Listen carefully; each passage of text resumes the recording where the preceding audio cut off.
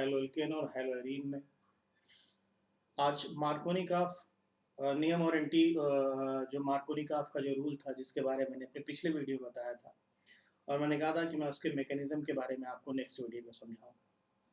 तो मैं उसी को समझाने चल रहा हूँ और उससे पहले मैं कुछ बेसिक्स चीज़ों को समझाना चाहता हूँ कि एक कार्बोनियम आयन या एक जो फ्री रेडिकल होता है उसकी स्टेबिलिटी के बारे में पहले बात करूँगा और तब मैं उस मैकेनिज्म के बारे में समझाऊँगा। तो सभी लोग मेरा वीडियो ध्यान से देखिए और चीज़ों को अच्छे से समझिए। सबसे पहले बात करते हैं कार्बोनियम आयन की। तो कार्बोनियम आयन होता क्या है? बेसिकली वह कार्बनिक आयन जिसमें एक धन आवेशित कार्बन परमाणु होता है। जैसे ये CH3 है, इसके ऊपर एक प्लस चार्ज है, तो वह कार्बनिक आयन जिसमें धन आवेशित कार्बन परमाणु होता है उसे कार्बोनियम आयन बोला जाता है। ठीक है, तो कार्बोनियम आप जान गए कि कार्बोनियम आयन होता क्या है। अब बात करते हैं इनकी स्टेबिलिटी की।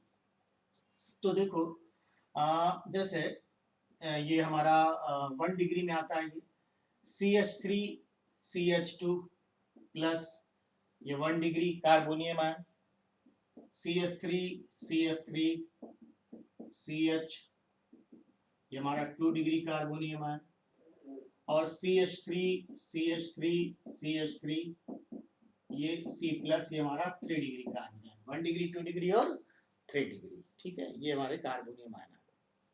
अब बात करते हैं इनकी स्टेबिलिटी की और इस स्टेबिलिटी को मैं आपको दोनों चीज़ों के यहाँ पे बताऊंगा कि कैसे इंडक्टिव इफेक्ट पर डिपेंड करेगा और कैसे हाइपर कंजुगेशन पर डिपेंड करेगा।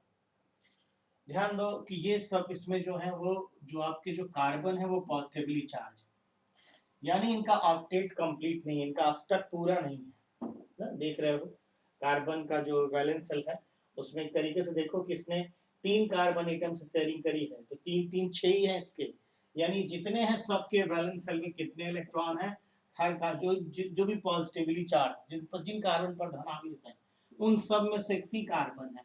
तो अब इन सबको क्या चाहिए, 2 इलेक्ट्रॉन चाहिए, है ना। तो इनका ऑक्टेट कंप्लीट नहीं, इनको इलेक्ट्रॉन चाहिए। तो इनको जरूरत किसकी, इलेक्ट्रॉन की भूख है, इनको इलेक्ट्रॉन चाहिए। अब अगर ये भूख इनकी इसी में मिटने लगे तो कैसे मिटेगी ये भूख, इसको समझाते हैं प्लस आई इफेक्ट के थ्रू। यहाँ पर आप एक मेथिल देख रहे हो ना, ये इलेक्ट्रॉन, ये सब क्या होते हैं, इलेक्ट्रॉन प्रतिकर्षी होते हैं, इलेक्ट्रॉन ढकेलने वाले होते हैं। तो ये इधर से इलेक्ट्रॉन ढकेलेगा इसकी साइड में, समझने के लिए कि सपोज करो इसने एक इलेक्ट्रॉन ऐसे ढकेला, अब अगर ये 2 हो गया तो इसने कितने ढकेले, 2। आ रहा है समझ में, यानी ये ऐसे एक्चुअल में ऐसे ना विस्थापन होता है, डिस्प्लेसमेंट इनकी साइड में ऐसे होता है। तो उसी को मैं ऐसे समझा रहा हूँ, उसको आप बस समझिएगा इन चीजों को। अब यहाँ पर ऐसे ऐसा करने वाले कितने लोग हैं, यहाँ पर ऐसा 3 लोग हैं, यहाँ पे 1 लोग हैं, यहाँ पे 2 लोग हैं और यहाँ पर 3 लोग हैं। आ रहा है समझ में।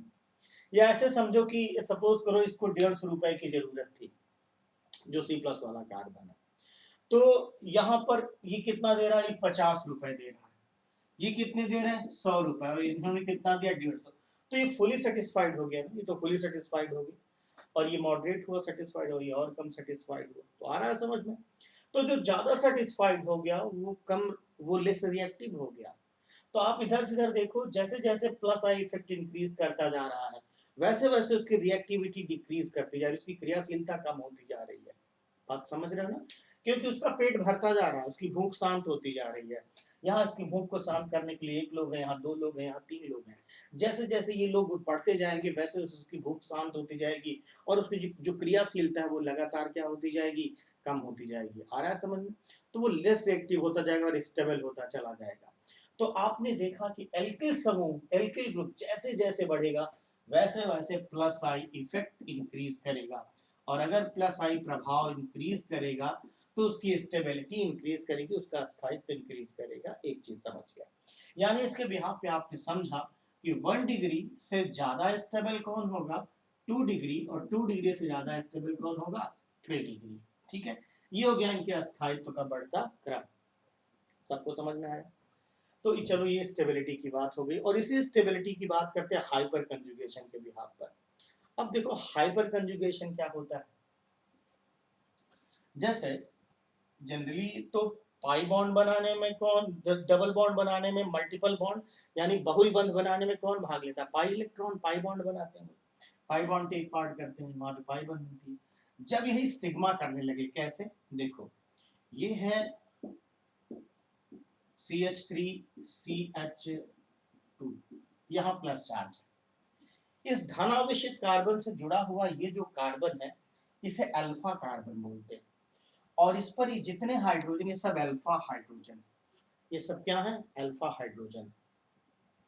अब इसी चीज को ध्यान से समझना, ये जो कार्बन है इसके पास एक रिक्त पी कक्षक है, क्योंकि इसका एक इलेक्ट्रॉन यहाँ से निकल जा चुका है ना, यहाँ से एक इलेक्ट्रॉन क्या हो गया, निकल चुका है यहाँ से। तो अब क्या हुआ कि इसके पास एक वैकेंट पी ऑर्बिटल है। तो यार तुम इसको ऐसे समझो कि एक नॉर्मल तरीके से कि अब देखो ये क्या हुआ कि यहाँ पर जो इसका जो वैकेंट पी ऑर्बिटल इसके पास है, क्योंकि इसका एक इलेक्ट्रॉन निकल चुका है। अब ये जो सिग्मा बॉन्ड है ये क्या होगा कि मल्टीपल बॉन्ड बनाने में यूज हो जाएगी। अब ये इमेजिन करो कि ये बॉन्ड ऐसे आ रही है, ऐसे, ठीक है, तो किसका इलेक्ट्रॉन लेकर आ रही है? H का इलेक्ट्रॉन। ये बॉन्ड ऐसे ब्रेक होकर ऐसे आ रही है, तो H वाला इलेक्ट्रॉन लाकर इसको दे रही है, यानी अब यहाँ पे इसको दे रही है। तो ऐसे समझो कि ये CH बॉन्ड H यहाँ क्या स्टेबल हो रहा है? डबल बॉन्ड बन रहा है, और ये CH2 ऐसे हो जा रहा है। इसने इसको इलेक्ट्रॉन दिया, इस पर एक नेगेटिव चार्ज आएगा, न्यूट्रल हो जाएगा, है ना, ऐसे आ रहा, और ये इस पर क्या आ जाएगा? प्लस चार्ज आ जाएगा, और ये H ऐसे रहेगा। ये H प्लस यही इसी कार्बन पर रहेगा, इसलिए इसको बंध रहित अनुनाद भी बोला जाता है। इसे बंध रहित अनुनाद भी बोला जाता है। तो आपकी क्या डेफिनेशन बनी कि जब अल्फा सी बॉन्ड H, जब अल्फा से ये आपका जो अल्फा सी बॉन्ड H के जो अल्फा सी बॉन्ड H के जो सिग्मा इलेक्ट्रॉन है, अगर वो बहुल बंध बनाने में इन्वॉल्व होते हैं तो ये प्रक्रिया आपकी कहलाती है हाइपर कंजुगेशन। जब अल्फा सी बॉन्ड जो आपका देख रहे हैं ना सर, ये जो आपका ये है अल्फा सी बॉन्ड H, जब अल्फा सी बॉन्ड H के सिग्मा इलेक्ट्रॉन भी रासायनिक बंध बनाने में, बहुल बंध मल्टीपल बॉन्ड बनाने में जो है वो भाग लेते हैं, तो ये प्रक्रिया, ये इस प्रोसेस को हाइपर कंजुगेशन बोला जाता है। और इसमें जो H प्लस बनता है वो कार्बन परमाणु पर, उसी कार्बन परमाणु पर बसित रहता है, और इसलिए इसे बंध रहित अनुनाद भी बोला जाता है।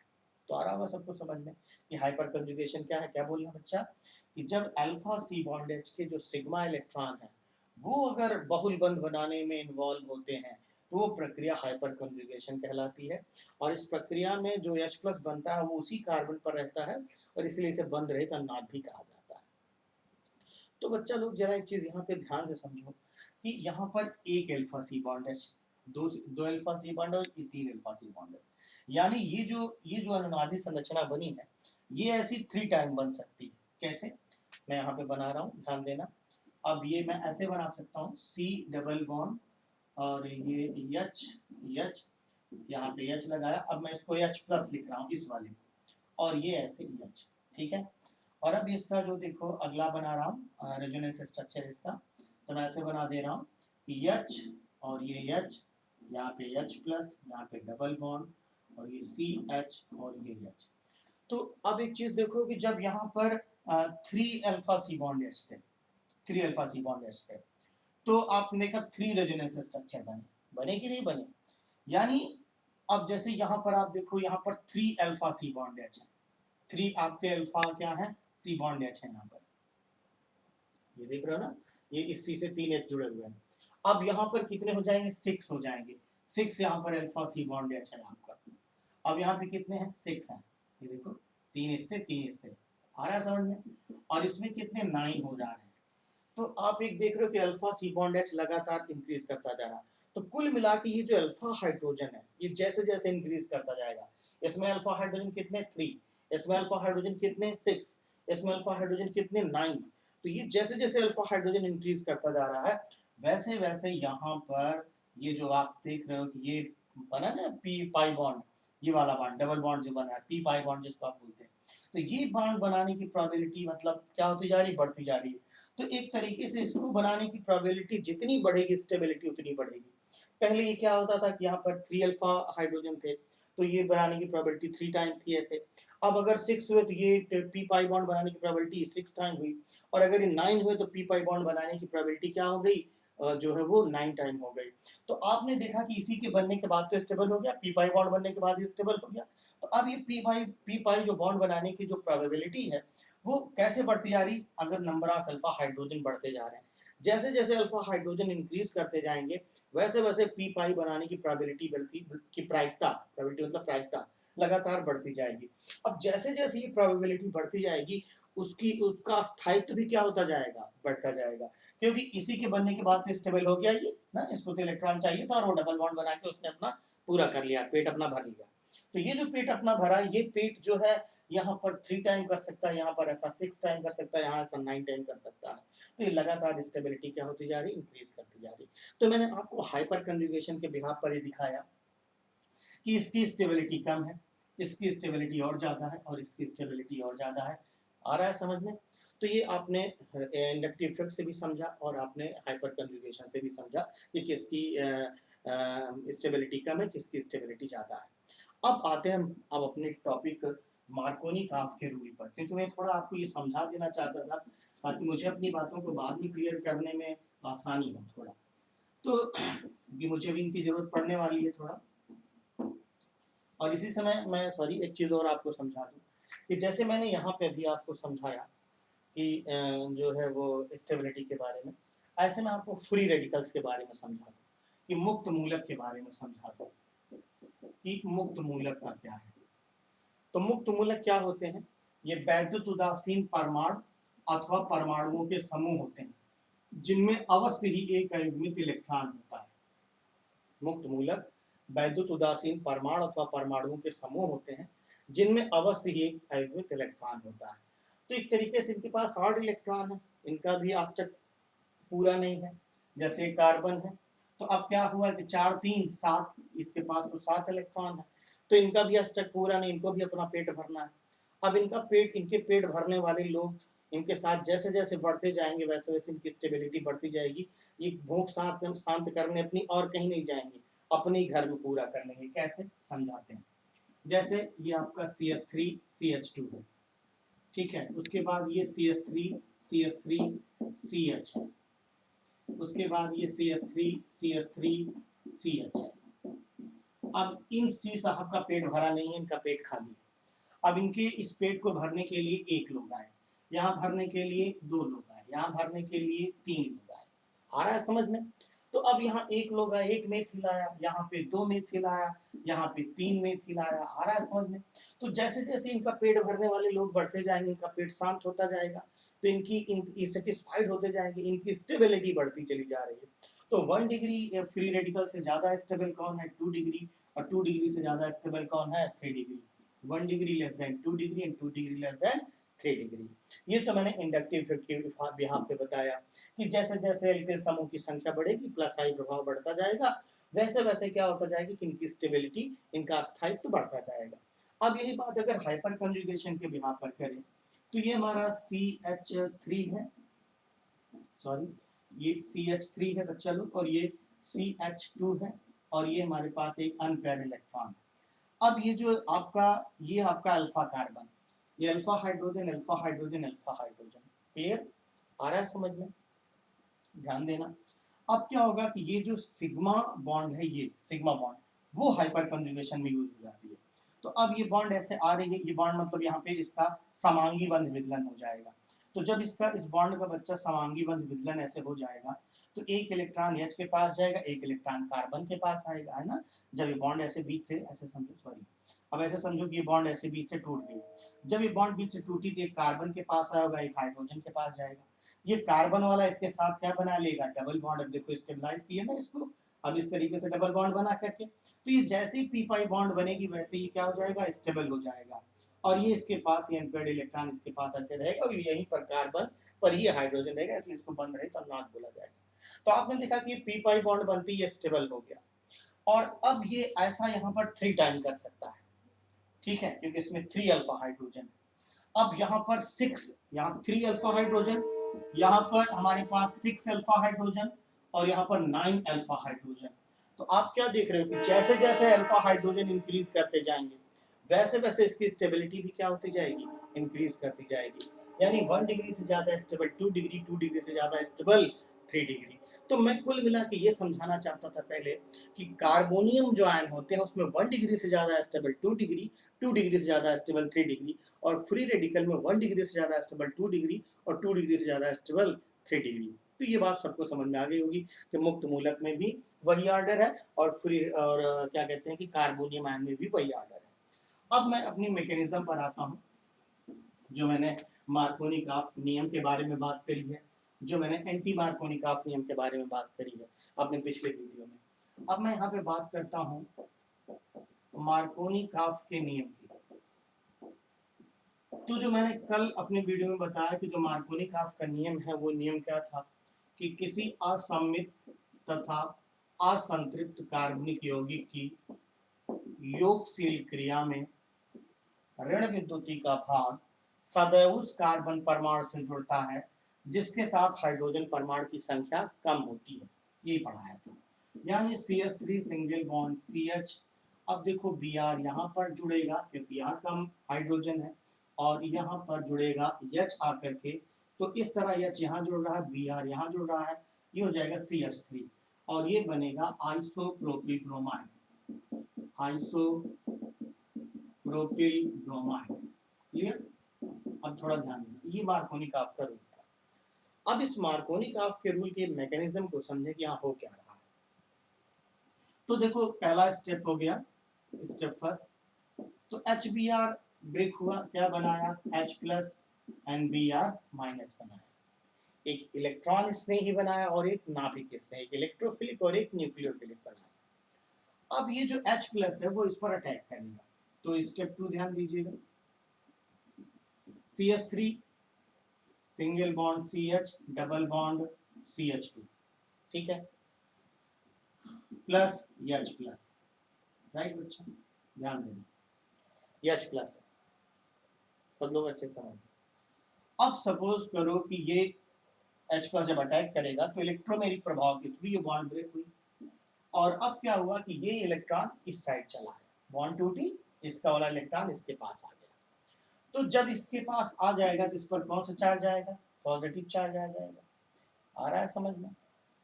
ये बॉन्ड इसलिए टूट रही क्योंकि कार्बन के ऑक्टेट तो कंप्लीट है लेकिन H प्लस को देने के लिए इलेक्ट्रॉन नहीं है। अब देखो यहाँ जितने कार्बन है उन सब का ऑक्टेट कंप्लीट है लेकिन देने के लिए इलेक्ट्रॉन नहीं है, तो ये बॉन्ड ब्रेक हुई, बॉन्ड ब्रेक हुई, यहाँ पे आ गए 2 इलेक्ट्रॉन, ऐसे समझो, इसी में समझा दे रहा हूँ।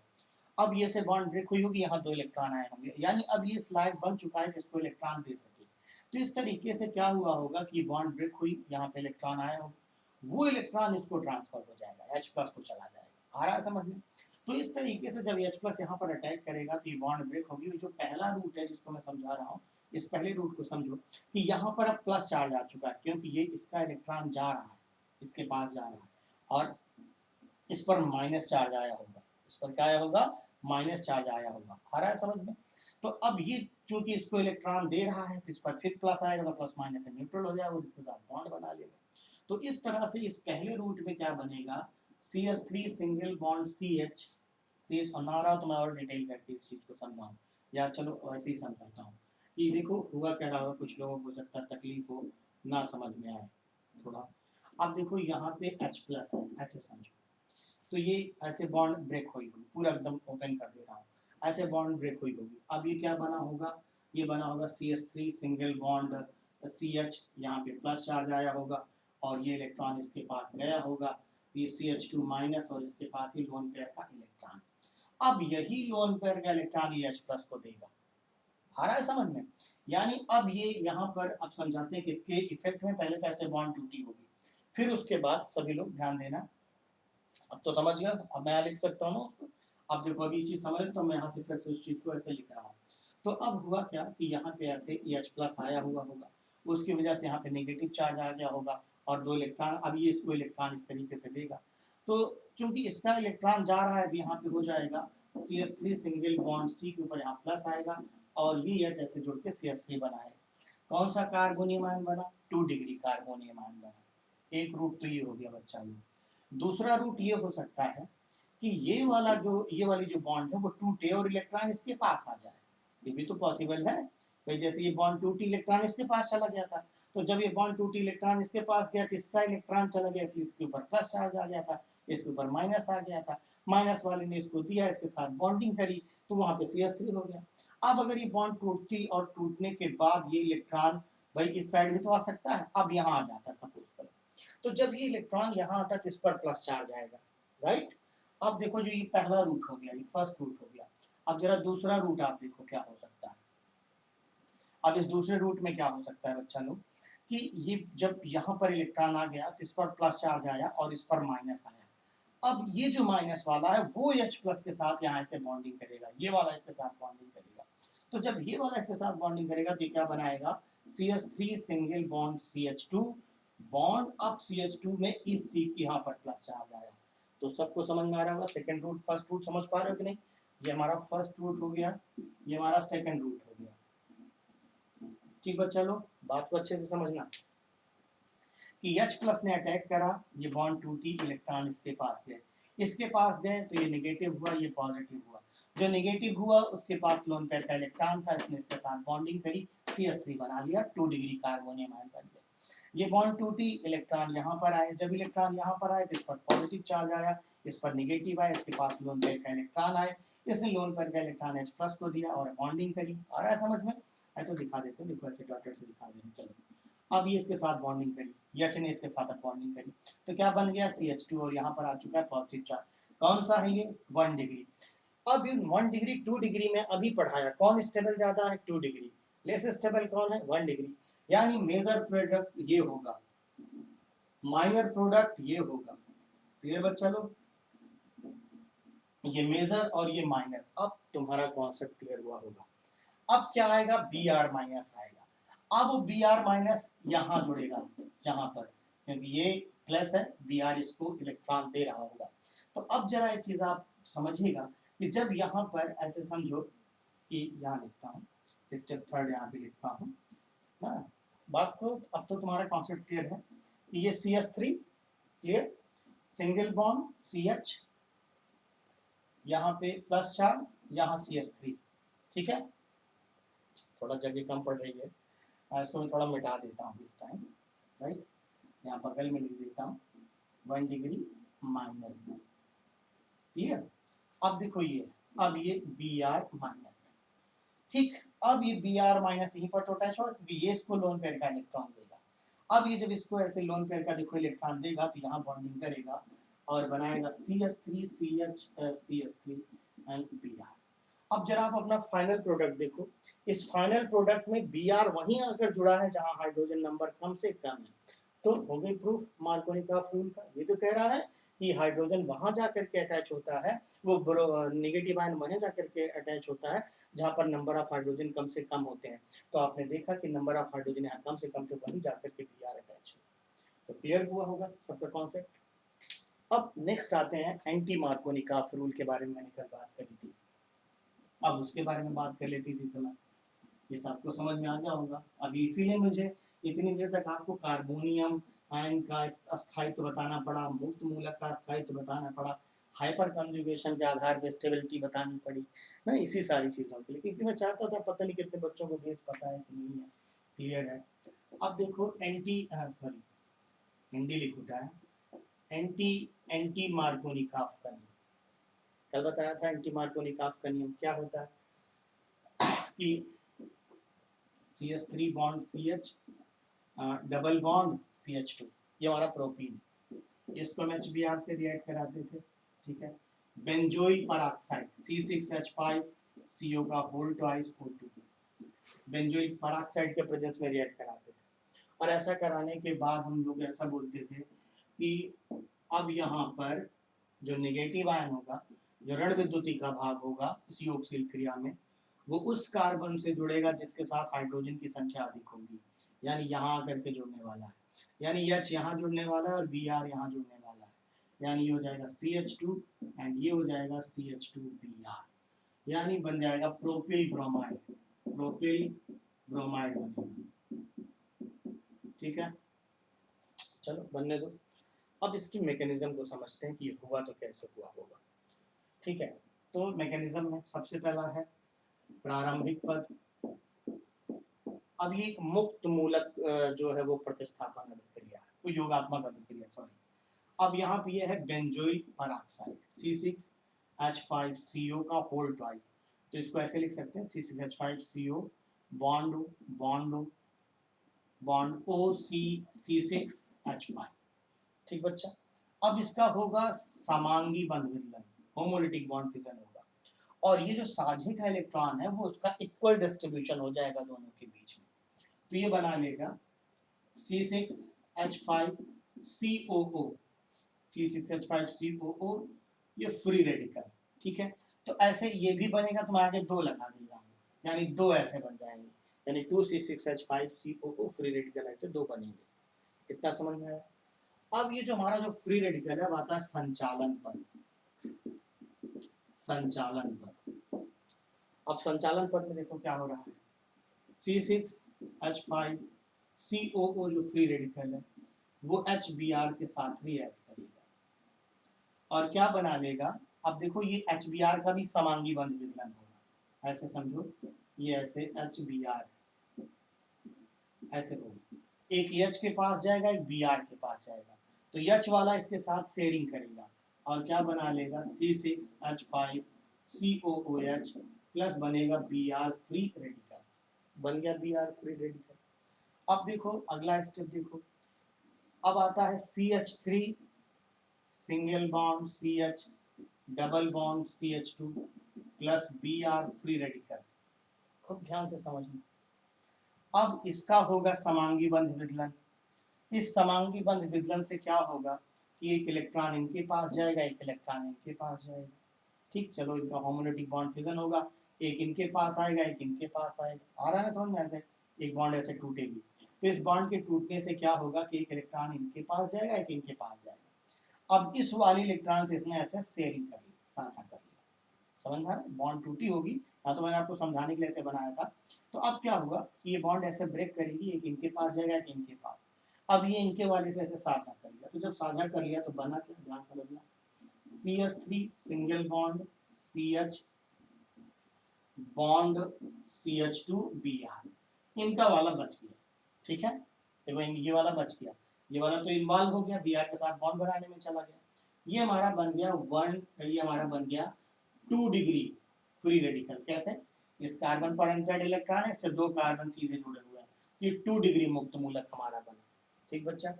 अब देखो, अब ये तो एक हमारा एक रूट ये हो गया, जब ये बॉन्ड हमने दिखाया कि जब इसने इसके साथ शेयरिंग करी, इस वाले के साथ शेयरिंग करी, अब अगर आज यही इस वाले के अनपेयर्ड इलेक्ट्रॉन के साथ शेयरिंग किया होता तो देखिए इसका जो दूसरा रूट होता वो क्या बनता, ये तो हमारा चलो फर्स्ट रूट हो गया, ये चलो ये बन गया। अब अगर यहीं पर हम बात करें कि ये Br यहाँ पे ऐसे समझो कि अभी Br और इसकी बॉन्डिंग हुई है, अभी ये इसके बीच में बॉन्डिंग हुई होती तब क्या हुआ होता, दिख रहा है ना। तो क्या होता अगर ये यहाँ पर चाहता, भाई इसके पास घेन पेड़ था, इसके पास घेन पेड़ था, पहले इसने इसके साथ करी तो 2 डिग्री बना, अगर आज ये इसके साथ किया होता तो हमारा यहाँ पर प्रोडक्ट क्या फॉर्म होता, जरा ये देखो, ये बनता CH3 single bond CH Br और ये बनता हमारा यहाँ पे रहता CH2 फ्री रेडिकल, ये कौन सा बनता, 1 डिग्री बनता। अब आप अभी पढ़ के आए कि 2 डिग्री ज्यादा स्टेबल है, 1 डिग्री कम स्टेबल है, तो मेजर प्रोडक्ट तो ये होगा, है ना, ये मेजर होगा और ये क्या होगा, ये माइनर होगा, तो मेजर तो हमारा ये हो गया, माइनर वाला ये हो गया, सबको आ रहा होगा समझ में। अब देखो ये चीज जो बनी है CH3 bond CH bond CH2 Br, दिख रहा है ना, ये हमारा बना हुआ है। अब आपको यही फाइनल स्टेप में ये चीज दिखा रहा हूँ, समापन पद में आपको दिखा रहा हूँ मैं, सॉरी वो रिएक्शन में अगला स्टेप दिखा रहा हूँ। अब यहाँ पे क्या होगा कि CH3, ध्यान देना, bond CH bond CH2 Br, ये इसके पास अनपेयर्ड इलेक्ट्रॉन, और ध्यान देना यहाँ बना था C6H5COOH, ये बना था। अब इसको इसके साथ रिएक्ट कराता हूँ, C6H5COO ऐसे थोड़ा बढ़ा देता हूँ, H ऐसे कर दिया। अब देखो ये इसका होगा समांगी बंध विदलन, इस तरह एक इनके पास जाएगा और एक इनके पास जाएगा। अब ये वाला H जो होगा, इसके पास अनपेयर्ड इलेक्ट्रॉन, ये इसके साथ बॉन्डिंग करेगा, इसके साथ बॉन्डिंग करेगा ना, ऐसा शेयरिंग करेगा इलेक्ट्रॉन, तो ये बना लेगा। अब हमारा फाइनल प्रोडक्ट क्या तैयार होने वाला है, CH3 H आके यहाँ जुड़ रहा है, CH2 सबको दिख रहा है, और लास्ट में CH2 Br। अब देखो ये जो प्रोडक्ट हमारा फॉर्म हुआ, तो गौर से समझना, वो प्रोडक्ट हमारा जो फॉर्म हुआ है उसका जो नेचर है वो किसकी तरह है, वो एंटी मार्कोनिक की नेचर से बिलोंग कर रहा है, देख रहे हो।